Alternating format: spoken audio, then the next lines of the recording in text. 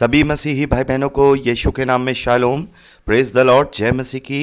Yeshu the saviour ministry और मैं प्रभु यीशु मसीह में आपका भाई जेम्स आप सभी का इस बाइबल अध्ययन कार्यक्रम में एक बार फिर से बहुत बहुत स्वागत और परमेश्वर का धन्यवाद करते हैं। मेरे प्यारे भाई बहनों, हम अध्ययन कर रहे हैं नीति वचन की पुस्तक का और एक छोटी सी प्रार्थना के साथ आज के अध्ययन को हम शुरू करेंगे। हालेलुया, धन्यवाद पिता परमेश्वर, धन्यवाद करते हैं पिता आपके अद्भुत रीति वाले प्रेम के लिए जो आपने अपने इकलौते पुत्र को देकर हम सभी पर प्रकट किया। धन्यवाद करते महान पिता परमेश्वर आपके अनुग्रह, आपके महान प्रेम, आपकी तमाम स्वर्गीय आशीषों के लिए।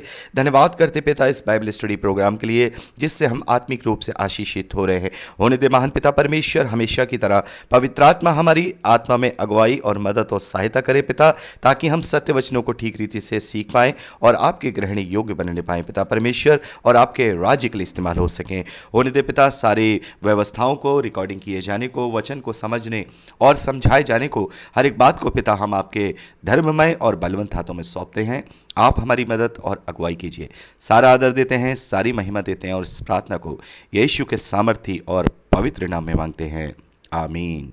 मेरे प्यारे भाई बहनों, अब तक हमने नीति वचन की पुस्तक में उसके 20वें अध्याय तक का अध्ययन कंप्लीट कर लिया था। आज हम 21वें अध्याय और पहले वचन से आगे का अध्ययन करेंगे। पहले वचन से हम पढ़ेंगे। यहां पर लिखा है, राजा का मन नालियों के जल के समान यहोवा के हाथ में रहता है, जिधर वह चाहता उधर उसको मोड़ देता है। मेरे प्यारे भाई बहनों, यहां पर राजा सुलेमान कह रहे हैं कि जो राजा होता है उसका मन नालियों के जल के समान। तो यहाँ ये नालियों का जल क्या है, सबसे पहले तो मैं आपको ये डिफाइन करना चाहूँगा। यहाँ जो नालियाँ लिखा है मेरे प्यारे भाई बहनों, वो वैसी नालियाँ नहीं हैं जो जिनको हम समझ रहे हैं, जो हमारे सड़क के बाहर नालियाँ होती हैं या जिसमें से सीवर का पानी जाता है या बरसात का पानी जाता है। ये वो नालियाँ हैं मेरे प्यारे भाई बहनों। जब हम हिब्रू बाइबल के कॉन्टेक्स्ट में देखते हैं तो यहाँ जल के स्रोतों के विषय में लिखा गया है, और ये जल के स्रोते जब फूटते हैं और ज़्यादा बहते हैं जब बारिश का समय होता है। तो आपने कई बार नदियों के आसपास इन जल के स्रोतों को देखा होगा। जो भाई बहन पहाड़ी इलाकों में रहते हैं वो जानते हैं कि जल के स्रोते फूटते हैं। बहुत सारे जल के स्रोते 24 घंटे सातों दिन 365 दिन बहते रहते हैं। बहुत सारे जल के स्रोते ऐसे हैं जो केवल बरसात के दिनों में ही बहते हैं। तो ये यहाँ पर राजा सुलेमान कह रहे हैं कि जो एक राजा होता है उसका कंट्रोल परमेश्वर यहोवा के हाथ में होता है। जिस प्रकार से वो जल के स्रोतों के मार्ग निर्धारित करता है और उसका नियंत्रण उसके हाथ में होता है, वैसे ही जो एक सच्चा राजा होता है, जो परमेश्वर के ग्रहण योग्य बने हुए उसकी आज्ञा पालनता में चलता है, तो उसका मन भी परमेश्वर अपने कंट्रोल में रखता है। मेरे प्यारे भाई बहनों, दुनिया में बहुत सारे ऐसे राजा हैं जो दुष्ट राजा हुए हैं, जिन्होंने परमेश्वर के लोगों पर अत्याचार किए हैं। और हम यशायाह भविष्यद्वक्ता की पुस्तक हो, चाहे यिर्मयाह भविष्यद्वक्ता की पुस्तक हो, बहुत सारे राजाओं के विषय में पढ़ते हैं। बेबीलोन के राजा के विषय में पढ़ते हैं, सोर के राजा के विषय में पढ़ते हैं, और उनका जो कंपैरिजन है वो शैतान के साथ भी कराया गया है। खासतौर पर हम यशायाह भविष्यद्वक्ता की पुस्तक में देखते हैं। तो मेरे प्यारे भाई बहनों, यहाँ पर सभी राजाओं के विषय में बात नहीं की जा रही है, केवल वो जो परमेश्वर के डरवैये हैं और परमेश्वर का भय रखते हैं और परमेश्वर की आज्ञा पालनता करते हैं। ऐसे व्यक्ति को, जो राजा है, परमेश्वर अपने हाथ से कंट्रोल करता है और उन्हें लज्जित नहीं होने देता, यानी परमेश्वर उन्हें अपने कंट्रोल में ला करके कार्य करता है। तो इस वचन का यही जो शिक्षा है हमें यहाँ मिलती है। दूसरे वचन में लिखा है, मनुष्य का सारा चाल चलन अपनी दृष्टि में तो ठीक होता है, परंतु यहोवा मन को जांचता है। मेरे प्यारे भाई बहनों, ये हमारे जीवन का एक सबसे बड़ा कड़वा सच है, जिसको पौलुस ने भी डिस्क्राइब किया है। पौलुस कहते हैं कि यदि मैं अपने मन में सोचता हूं तो अपने लिए कोई दोष मुझे नहीं मिलता है, मैं अपने आप को दोषी नहीं पाता हूं।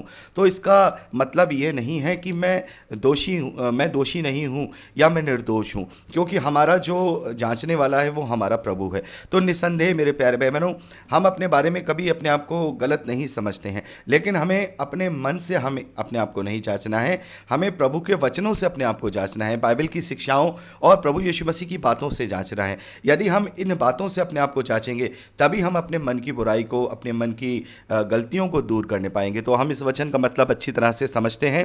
ये एक बहुत ही अच्छी शिक्षा है जो आज के समय में और हमेशा से मनुष्यों पर लागू होनी चाहिए, और जिसने इस शिक्षा को अपने जीवन में ग्रहण कर लिया तो निस्संदेह वो ज़्यादा से ज़्यादा अपना जीवन परमेश्वर के ग्रहण योग्य करने पाएगा। आगे लिखा है तीसरे वचन में, धर्म और न्याय करना यहोवा को बलिदान से अधिक अच्छा लगता है। मेरे प्यारे भाई बहनों, सदियों से परमेश्वर इस बात को अपने लोगों को समझा रहा है।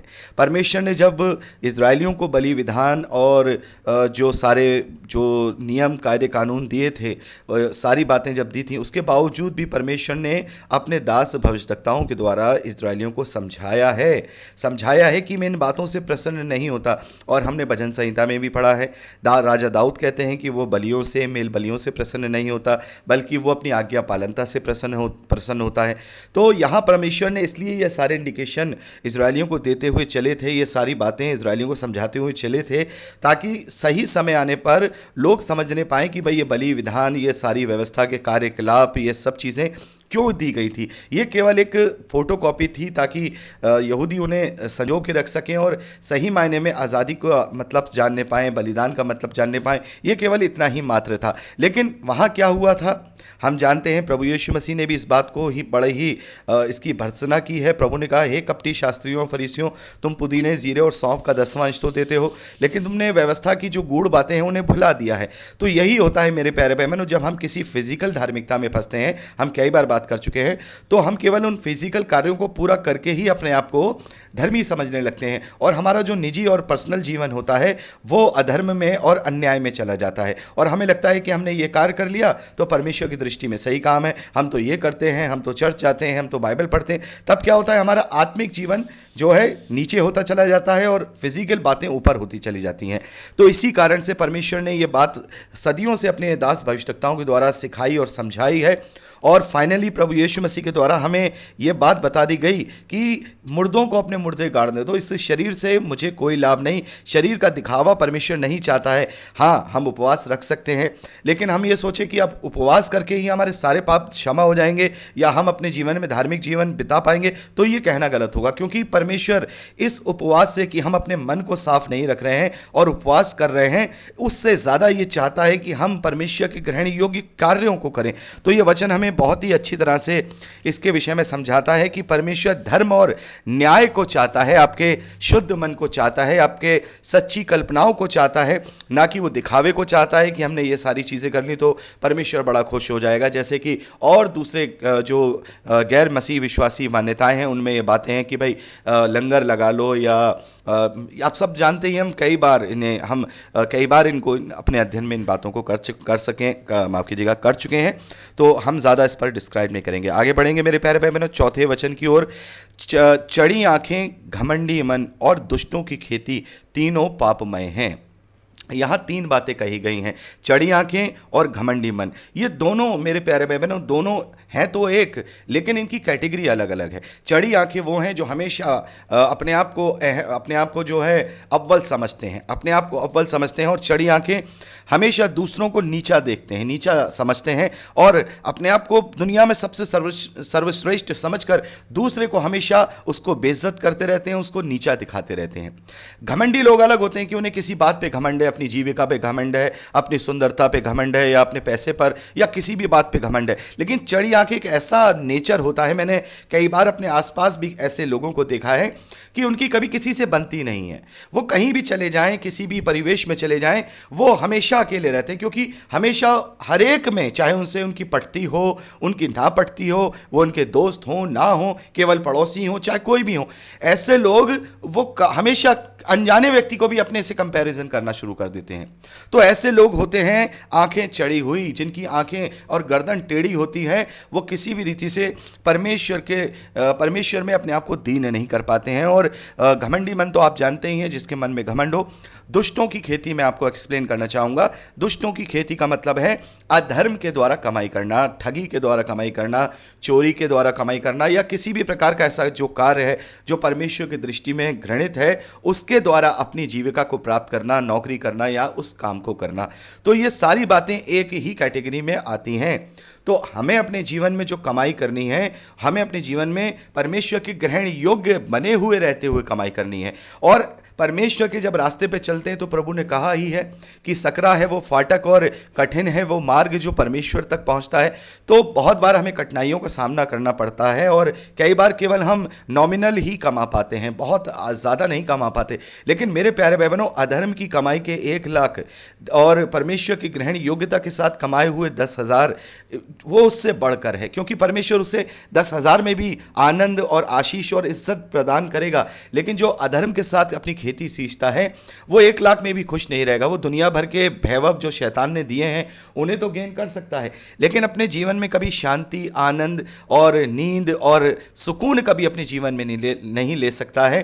क्योंकि हमने इस बात को पढ़ा है ना कि जो धन और संपत्ति होती है वो पुरखाओं के भाग से मिलता है, लेकिन अच्छी पत्नी परमेश्वर यहोवा की ओर से होती है। और मैंने आपको एक्सप्लेन किया था कि वहां पत्नी के विषय में बात नहीं की जा रही, बल्कि परमेश्वर की आशीषों के विषय में बात की जा रही है कि हम पैसे से परमेश्वर की आशीष नहीं खरीद सकते, और कम पैसे में भी परमेश्वर हमें, अगर हमने ईमानदारी के साथ पैसा कमाया है तो परमेश्वर हमें उसमें खुश रख सकता है, आनंदित रख सकता है, हमें बहुत ज्यादा अच्छा रख सकता है। यही बात हमें सीखने को यहां मिलती है। मेरे प्यारे भाई बहनों, आगे 5वें वचन से लेकर के 8वें वचन तक हम पढ़ते हैं। तो यहां पर कोई ऐसी खास बात नहीं है जो मैं अलग से एक्सप्लेन करूं, आप केवल इन्हें पढ़ करके ही समझ सकते हैं। तो अगर आपको फिर भी समझ में ना आए तो मैं हमेशा कहता हूं कि आप मुझसे पूछ सकते हैं। तो 5वें वचन से लेकर के 8वें वचन तक आप अपने पर्सनली रूप से पढ़ लीजिएगा। आगे 90वें वचन से हम आगे पढ़ेंगे। बहुत ही महत्वपूर्ण वचन है और इस वचन को लोग समझ नहीं पाते हैं और इस वचन को गलत तरीके से अपने जीवन में ले लेते हैं। यहां लिखा है, लंबे चौड़े घर में झगड़ालू पत्नी के संग रहने से छत के कोने पर रहना उत्तम है। तो कई बार जो समझ नहीं रखते हैं वो लोग इस वचन को ये समझते हैं कि शायद परमेश्वर का वचन हमें इस बात के लिए अलाउ कर रहा है कि अगर कोई झगड़ालू पत्नी है तो हम उसे अलग होकर के किसी और जगह रहने चले जाएं। यहां पर यह आज्ञा नहीं है मेरे प्यारे भाई बहनों। यहां पर राजा सुलेमान एक दृष्टांत दे रहे हैं। राजा सुलेमान कह रहे हैं कि जैसे एक झगड़ालू पत्नी अगर एक बहुत बड़े घर में रहती हो तो वो हमारे लिए क्लेश का कारण रहती है और हम कभी सुकून से नहीं रहते, और उससे अच्छा ये होता है कि हम किसी दूसरे कमरे में या किसी छत के कोने में भी चले जाएं तो सुकून पा सकते हैं। तो यहां पर जो पत्नी है, ये संगति को दर्शाती है। अब ये संगति आपके फ्रेंड सर्कल्स की भी हो सकती है, ये संगति आपके कलीसिया की संगति भी हो सकती है, ये संगति आपके परिवार और आपके रिश्तेदारों की भी हो सकती है। तो जिस संगति के अंदर क्लेश हो, जिस संगति के अंदर झगड़े हों, जिस संगति के अंदर प्रेम ना पाया जाए, तो अच्छा यही होगा कि हम उस संगति से अलग हो जाएं।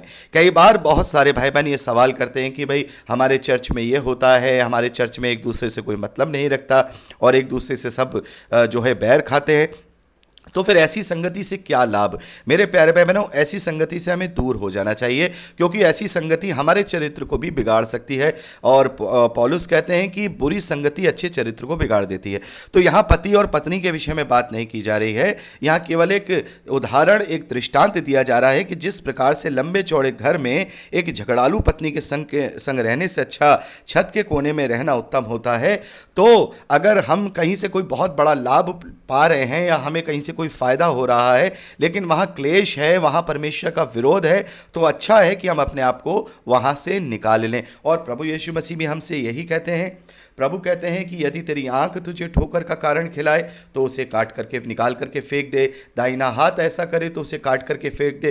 तो हमने वहां यही अध्ययन किया था कि पाप और पाप का कारण यदि हमारे जीवन में पाया जा रहा है तो उससे अच्छा ये है कि हम बहुत कम गेन करें या हमें बहुत कम मिले, लेकिन परमेश्वर की आज्ञा पालनता और उसका सुकून हमारे जीवन में पाया जाए तो ये ज्यादा उत्तम है। आगे बढ़ते हैं मेरे प्यारे भाई बहनों, 10वें वचन से लेकर 13वें वचन तक मैं चाहूंगा इसे भी भी आप पर्सनली रूप से अपने आप पढ़ लीजिएगा और पढ़ करके ही आप केवल इसे समझ सकते हैं। यहाँ हम स्पेशली रूप से यहाँ अध्ययन नहीं करेंगे। तो मेरे प्यारे भाई बहनों, यहाँ हमने 13वें वचन तक को पढ़ करके अध्ययन किया है। जो इंपॉर्टेंट बातें थी वो हमने यहाँ की हैं। आगे 14वें वचन से आगे का अध्ययन अगली रिकॉर्डिंग में करेंगे। प्रभु आपको आशीष दे। Praise the Lord.